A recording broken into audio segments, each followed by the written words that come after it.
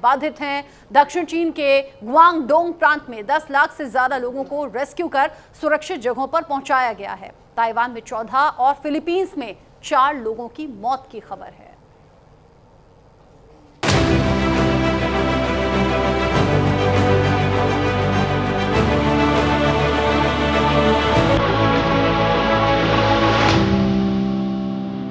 सोचिए, दुनिया के सबसे बिजी और चमक धमक देशों में शुमार हांगकांग अचानक थम गया है। स्कूल, ऑफिस सब बंद हैं, फ्लाइटें रद्द हो गई हैं, लाखों करोड़ों का बिजनेस ठप है, सड़कें विरान। हांगकांग का ये बुरा हाल आखिर कैसे हो गया? इसके पीछे की वजह क्या है? इसके पीछे की वजह है समुद्र से निकला मॉन्स्टर। टाइफून रगासा के रास्ते में जो जो आता है वो उसको निगलता जा रहा है। दुनिया का सबसे खतरनाक तूफान रगासा इस समय तबाही मचा रहा है। हांगकांग, ताइवान से लेकर चीन तक इसका असर दिखाई दे रहा है। यह तूफान इतना भयानक है कि यह 270 किलोमीटर प्रति घंटे से भी ज्यादा की रफ्तार से आगे बढ़ रहा है। तेज हवाएं, मूसलाधार बारिश के चलते हांगकांग अब पूरी तरीके से ठप है। हांगकांग से लेकर चीन तक तबाही की तस्वीरें दिखाई दे रही हैं। इसके चलते हांगकांग 700 से ज्यादा उड़ानें रद्द कर चुकी है। उधर ताइवान में तूफान ने अब तक 14 लोगों को अपनी चपेट में लिया है। इतना ही नहीं, फिलीपींस के उत्तरी लुजोन में भी 4 लोगों की मौत हुई है। इस साल के सबसे शक्तिशाली तूफान रागासा ने हांगकांग, फिलीपींस समेत कई देशों को हिलाकर रख दिया है। सुपर टाइफून रागासा अब दक्षिणी चीन के तटीय क्षेत्र की ओर बढ़ रहा है। इस सुपर तूफान के कारण तेज हवाएं, मूसलाधार बारिश और बाढ़ की आशंका बन गई है।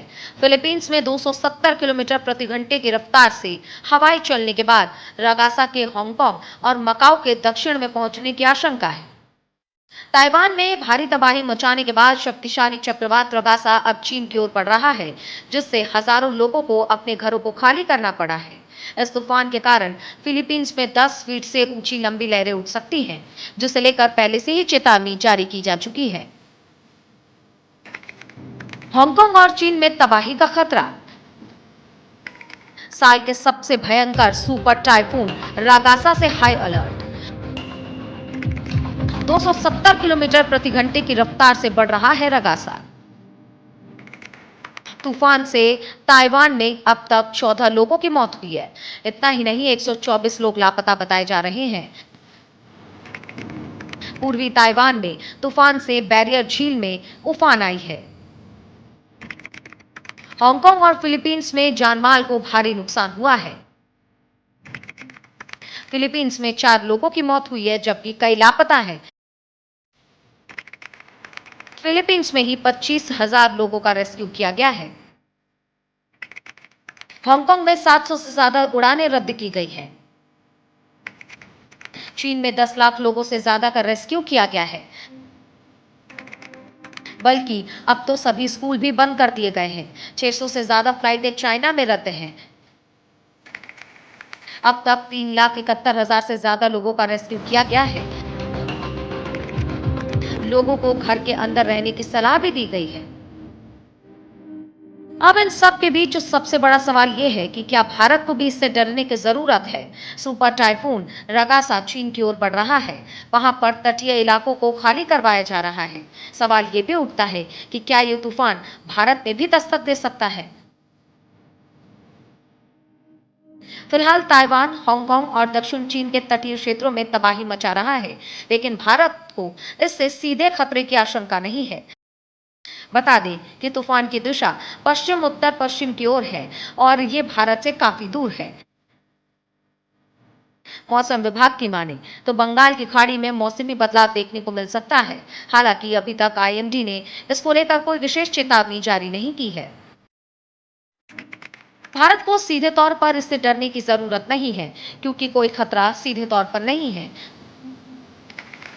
तूफान की दिशा पश्चिम उत्तर और पश्चिम की ओर है। तूफान की दिशा भारत से काफी दूर है। इतना ही नहीं, बल्कि बंगाल की खाड़ी में मौसमी बदलाव हो सकते हैं।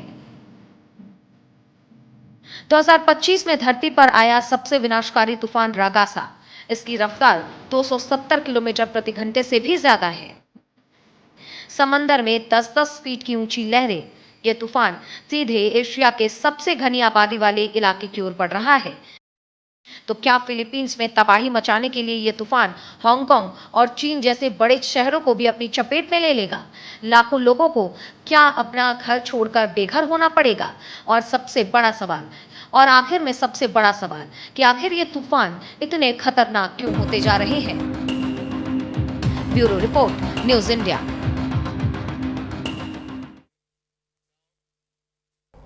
तूफान का खतरनाक रूप लेना, लोगों की जाने जाना, बड़ी तबाही की तस्वीरें सामने आना। हालांकि ये दूसरे देशों में है, लेकिन खतरा पूरी दुनिया पर दिखाई दे रहा है। मेरे साथ इस पर बात करने के लिए और क्लाइमेट चेंजेस को करीब से समझने के लिए खास मेहमान जुड़ गए हैं। हमारे व्यूअर्स तक आसान भाषा में इन सभी तूफानों और इन सभी प्राकृतिक आपदाओं पर डिटेल में जानकारी पहुंचाएंगे। एस एन त्रिपाठी जी मेरे साथ में जुड़ गए हैं, जो कि महानिदेशक हैं IIPA से। साथ ही साथ डॉक्टर सुशील कुमार मेरे साथ में जुड़ गए हैं, भूवैज्ञानिक के तौर पर। आप दोनों का ही न्यूज़ इंडिया पर बहुत स्वागत। डॉक्टर सुशील कुमार, ये हम क्या देख रहे हैं? कभी बड़े तूफान आ रहे हैं, कभी बड़े भूकंप आ रहे हैं, बड़ी सुनामी की चेतावनी जारी हो रही है, और ये जो जगह जगह नुकसान है ये भी बड़े स्तर पर हो रहा है। ये संकेत क्या है? ये एक्चुअली में जो क्लाइमेट चेंज हो रहा है अभी, और जैसे हमारा इंडिया में भी जो हिमालय में, उत्तराखंड में, हिमाचल में जिस तरह से मल्टी क्लाउड बस्टिंग हो रही है, और जो रेन हमारा जो even though 100 millimetre per hour से भी ज़्यादा के दर होती है उसकी गति की, जो जितनी बारिश हो जाती है, और स्पॉटेड बारिश हो रही है और क्लाउड बस्टिंग हो रही है, जिस तरह से यहाँ पर हो रहा है, उसी तरह से इसका जो क्लाइमेट चेंज का जो असर हो रहा है वो हर जगह हो रहा है। लेकिन ये जो टाइफून रगासा है, ये वास्तव में इसकी गति वास्तव में 200 से 250 किलोमीटर पर आवर है, और ये अब दक्षिणी चीन और हांगकांग की तरफ बढ़ रहा है। मतलब इसमें भारत को इससे कोई फिलहाल इससे कोई खतरा नहीं है, लेकिन इस तरह के तूफान ये जरूर संकेत देते हैं, और हमें तैयार रहना चाहिए कि तटीय इलाके में जो भी लोग रहते हैं उन्हें हमेशा सतर्क रहना चाहिए। और इस तूफान की प्रमुख जो बातें हैं, जो मेन इंपॉर्टेंट बातें हैं, वो ये हैं कि हुआलियन काउंटी में बहुत ही, जैसे यहाँ पर हमारे हिमाचल इसमें गढ़वाल में और उत्तराखंड में जो बारिश हुई थी, इस तरह की भारी बारिश से एक झील बनी थी, और वो झील एक्चुअली में उसका बांध, जैसे यहाँ पर केदारनाथ में बांध वो टूट गया था, उसका पूरा सिस्टम ही जो झील का था टूट गया था, वहां पर भी ऐसे ही बाढ़ आई, और लगभग 60 मिलियन टन पानी जो टाउनशिप थी नीचे गुफांगहू नाम से है, उसमें उसकी तरफ बह गया था। यानी इतना बड़ा, इतना वाटर था कि 36,000 ओलंपिक साइज का स्विमिंग पूल जितना पानी आता है इसमें। और ऊपर इसलिए इसके लोग वर्टिकल, यानी 60% से ज्यादा लोग ऊपर की तरफ, ऊपर की मंजिल पर वर्टिकल एवोकेशन कर चुके हैं वहां पर सेफ्टी के लिए। और जो बारिश है वो 100 सेंटीमीटर मैंने बताया कि पर आवर की दर से वहां पर इस तरह से हो रही है। तो इससे बेसिकली उन्होंने एवोक्यूशन कर लिया है, लेकिन इस तरह से समुद्र में, चूंकि इसके इतने बड़े टाइफून से समुद्र में ऊंची ऊंची लहरें, यानी 10-10 फीट ऊंची लहरें की चांसेस होते हैं इस तरह से, उससे बचने की जरूरत है। और ये इसका असर इस तरह से पूरा वर्ल्ड में क्लाइमेट चेंज हो रहा है। कभी हिमाचल और गढ़वाल में, उत्तराखंड में इस तरह से इतनी मल्टी क्लाउड बस्टिंग इतने लो लेवल पर, देहरादून के आसपास भी मल्टी क्लाउड बस्टिंग से लोग गांव को बहते देखा है। तो वो बहुत इंपॉर्टेंट है इस समय अंडरस्टैंड करना, और इस तरह के प्लेसेस को स्पॉटेड करना। जैसे जो हमारे यहाँ थरेला में हुआ, उस तरह के जो स्पॉट थे कि वो बिल्कुल नीचे, जहां पर एवलांच के भी चांसेस थे, और एक साथ यदि वाटर मटेरियल लेकर ऊपर से आ जाए उसके भी बहुत चांसेस हो जाते हैं। ऐसे बहुत से यानी आप इसके पीछे क्लाइमेट चेंजेस एक बड़ी वजह मानते हैं। चूंकि पर्यावरणविद के तौर पर एस एन त्रिपाठी जी भी जुड़े हुए हैं, तो उनसे भी इस बात को समझ लेते हैं। एस एन त्रिपाठी जी, अगर ये सब कुछ क्लाइमेट चेंज की वजह से हो रहा है, हालांकि सुशील जी कह रहे हैं कि भारत के लिए कोई बड़ा खतरा अभी नहीं दिखाई दे रहा है, लेकिन भारत में जगह जगह जो बादल फटने की घटना सामने आई है, तय समय से ज्यादा जो बारिश हुई है, जगह जगह जो लैंडस्लाइड की घटनाएं हो रही हैं, क्या इन बड़े तूफानों से, इन बड़े भूकंपों से जो बाकी देश में भी महसूस किए जा रहे हैं, उनसे जोड़कर देखें इन घटनाओं को, क्या भारत के लिए कोई खतरा है क्या? प्राकृतिक आपदाएं किसी देश के लिए विपत्ति नहीं होती, पूरी मानवता के लिए विपत्ति होती है। और हम तो वसुधैव कुटुंबकम की भावना से प्रेरित हैं। तो भारत इसमें हो सकता है डायरेक्टली इम्पैक्टेड ना हो, लेकिन इनडायरेक्टली तो इम्पैक्ट पड़ता है, बिकॉज पूरी विश्व की अर्थव्यवस्था पर इसका प्रभाव पड़ता है। आपने बताया कि तूफान की गति रगासा की लगभग 200 या 250 किलोमीटर के आसपास है। ये बहुत तीव्र गति होती है, इसीलिए इसको कैटेगरी 5 का सुपर टाइफून घोषित किया गया है। और इंसिडेंटली इसके चीन, फिलीपींस, हांगकांग, ताइवान सारे देश वहाँ के अफेक्टेड हैं। और आप जानते हैं कि जो तूफानों का नामकरण किया जाता है वो वर्ल्ड मेट्रोलॉजिकल ऑर्गेनाइजेशन करता है। इस बार जो इंसिडेंटली नाम रगासा आया था, इसको फिलीपींस ने दिया था, सजेस्ट किया था। ये दुर्भाग्य है कि फिलीपींस का दिया हुआ नाम फिलीपींस के यहाँ आने वाले तूफान से संबंधित हो गया है, और इससे जो भारी धन जन की क्षति हो रही है, ये तो दुर्भाग्यपूर्ण है। हमारी सारी सहानुभूति उन लोगों के साथ है जो इससे प्रभावित हैं। मुझे उम्मीद है कि सरकारें सब कुछ प्रबंध कर रही होंगी, बड़े देश हैं, प्रभावित जानते हैं जब नदी किनारे रहते हैं, समुद्र किनारे रहते हैं, तो वो उस तरह से व्यवस्था करके बैठते हैं। लेकिन जानने की ज़रूरत है कि ग्वांगडोंग, फुजियान और हांगकांग या ताइवान जैसे एरिया में जो इसका असर पड़ा है, इससे चाइना और उसको वहाँ के देश किस तरह से मीट कर रहे हैं, उससे हमको लेसन्स लर्न करने चाहिए। जैसा कि भारत में भी आता है, अभी सुशील जी बोल रहे थे कि किस तरह से हिमाचल रीजन में, हिमालय रीजन में बहुत सारी इस तरह गतिविधियां हो रही हैं। तो अब ये कितना जलवायु परिवर्तन की ओर है, कितना वैश्विक तापमान वृद्धि की ओर संकेत है, इसमें तो हम विवाद का विषय हो सकता है, लेकिन इसमें कोई विवाद नहीं है कि प्राकृतिक घटनाएं आएंगी। इसके लिए सरकारों को, जनता को, लोगों को तैयार रहना पड़ेगा। खासतौर से इस एरिया में जहाँ ये रागासा आया है, इसमें 3 चीजें मैं जरूर हाईलाइट करना चाहूंगा कि जो तटीय शहरीकरण है, समुद्र के किनारे जो नई नई बस्तियां बन रही हैं, इन पर अब विचार करने की जरूरत है। Everybody wants to see facing, but sea facing की वजह लोग सी साइड में मकान बना रहे हैं। तो ये भी एक संकट का एरिया है जिसमें कि विचार करने की जरूरत है। और दूसरा, कमजोर बुनियादी ढांचा।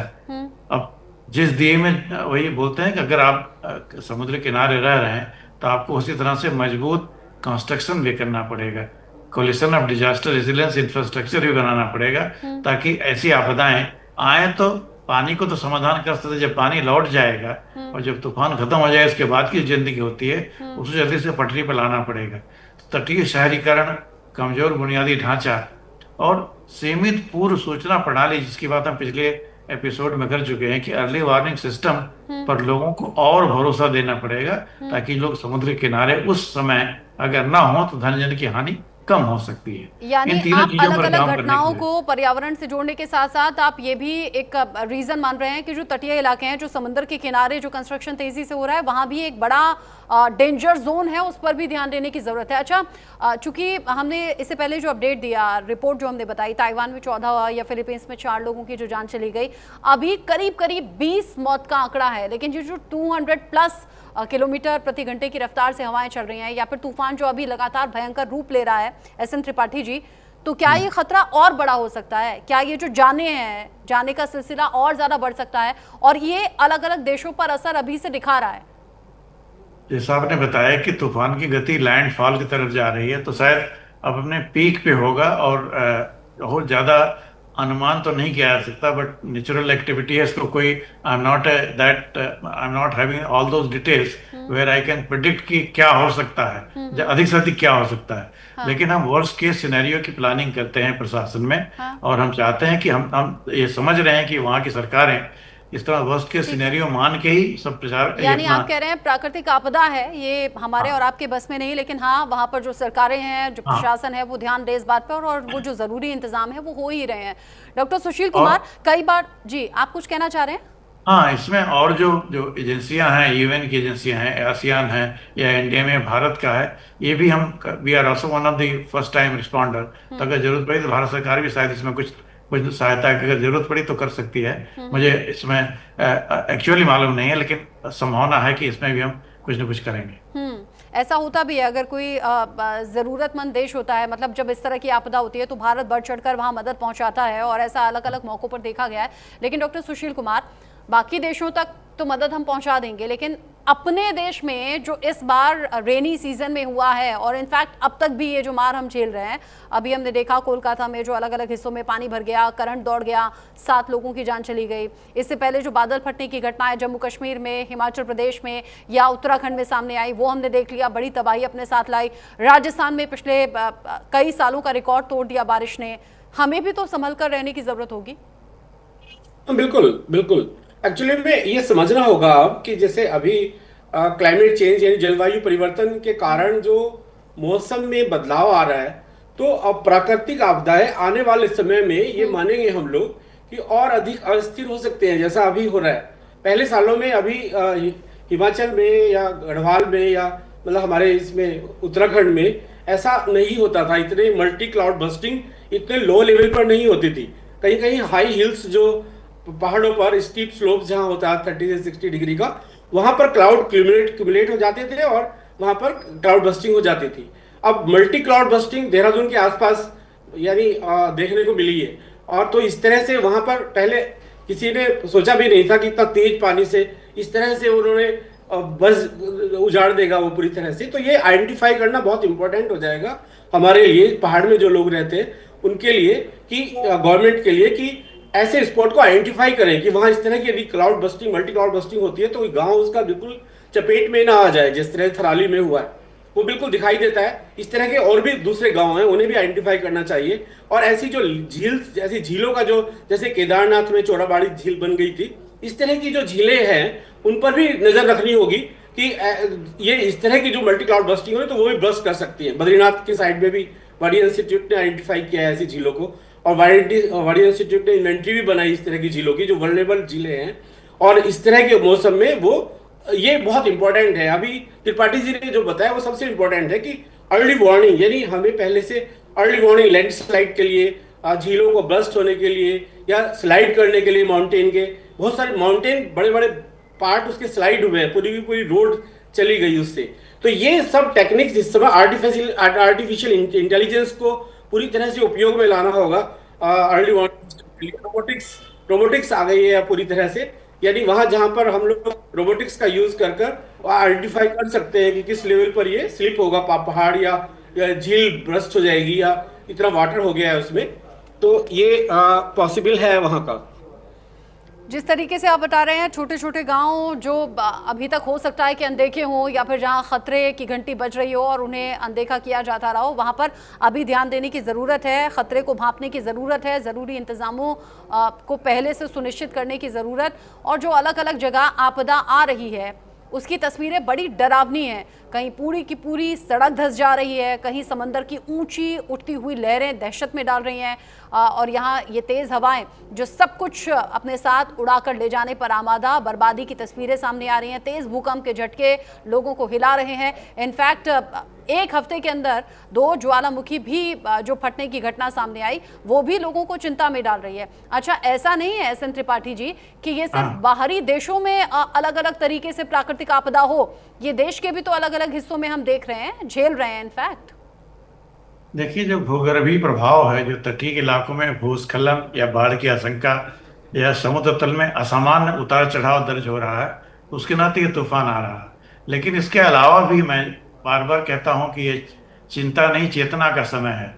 तूफान केवल एक प्राकृतिक आपदा ही नहीं है, बल्कि हम सारी मानव जाति के लिए एक चेतावनी है कि हम सतत विकास, पर्यावरणीय संतुलन और आपदा प्रबंधन की जो पुनर्रचना है, इस पर हम किस तरह से तैयारी करें। हम केजी से लेकर पीजी तक विद्यालयों में इसकी प्रशिक्षण करें, पंचायत से लेकर पार्लियामेंट तक इसके बारे में लोगों को जागरूक करें। और समाज का हर नागरिक, जिसमें आपके चैनल की भी मैं तारीफ करूंगा कि ऐसे बड़े मुद्दे पर, प्रकृति से रिलेटेड मुद्दे पर आप चर्चा करते हैं। लोग सास बहू के सीरियल के चक्कर में पड़े हुए हैं, लेकिन आप कम से कम प्रकृति और उससे जुड़े, मानवता से जुड़ी घटनाओं पर चर्चा करते हैं। इसके लिए हम आपका भी साधुवाद देंगे।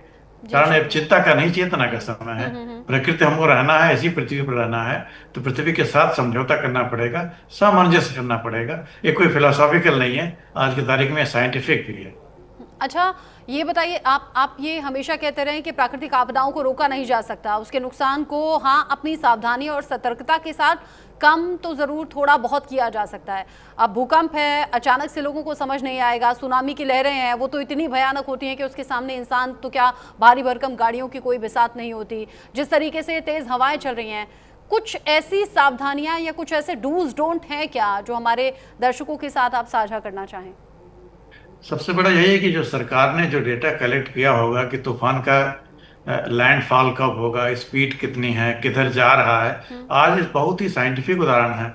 मैं जानता हूं कि 1999 में जब अक्टूबर में उड़ीसा में सुपर साइक्लोन आया था, तो हम लोग मिलिट्री साइट, यूएस की मिलिट्री साइट से लेके हम अपना ज्ञानवर्धन कर रहे थे। लेकिन आज हमारे पास सेटेलाइट है, चाइना के पास भी है, यूएस के पास है, विश्व में भी आज पूरा ज्ञान है कि एटलीस्ट समुद्र से आने वाले तूफान की गति और किस एरिया में प्रगति कर रहा है, इसका आकलन बहुत सटीक तरीके से किया जा सकता है और उसको हम प्रचार प्रसार करके लोगों को जागरूक कर सकते हैं। तो पहला तो लाइन ऑफ डिफेंस होगा कि लोगों को जागरूक करें कि लोग कम से कम जन की हानि ना हो, लोगों को जिंदा और सुरक्षित स्थानों पर पहुंचाया जा सके।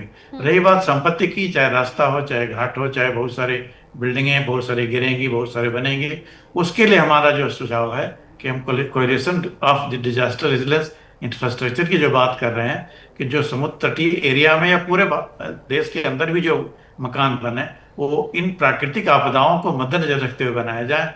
आर्किटेक्चरल और सिविल इंजीनियरिंग में ऐसी चीज़ों की स्टडी हो, और स्टडी है, इतना ज्ञान है आज के सिविल इंजीनियर्स में कि हम किस तरह से भूकंप रोधी और तूफान को झेलने वाले बिल्डिंग को हम बना सकते हैं। आखिर जापान में भी तो आता है, जापान तैयार है, चाइना भी तैयार होगा, ताइवान भी तैयार है, बड़ी इकोनॉमी है, they know how to handle it. बल्कि उनसे हमें सीखना चाहिए कि हम किस तरह से भारत में इसके लिए हम तैयारी करें, ताकि ऐसे तूफान जब कभी आए, भगवान करे तो ना आए, तूफान ना आए, लेकिन हमारे कहने से या सोचने से तो नहीं होगा, लेकिन जब आए तब उसके लिए पूरा तैयार।